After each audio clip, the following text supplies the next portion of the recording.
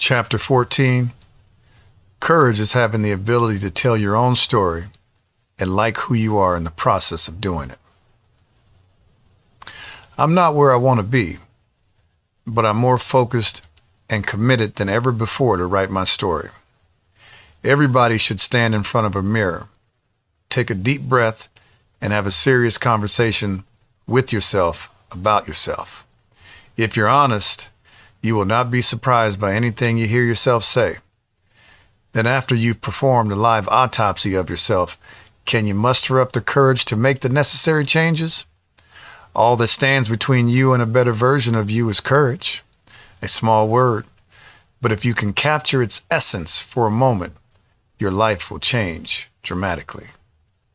In the early 2000s, I took a job in North Carolina. It was a sports marketing gig, which was within my wheelhouse. Previously, I had spent a year working in Atlanta at a law firm.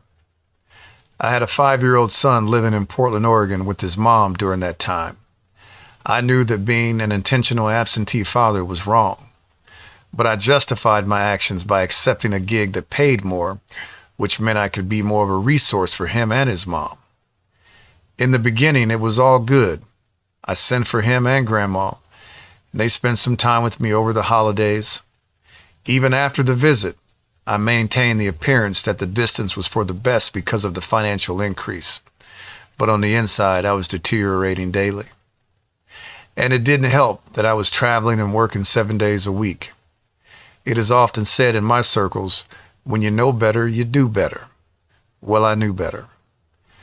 When I looked at the man in the mirror, I hated what I saw.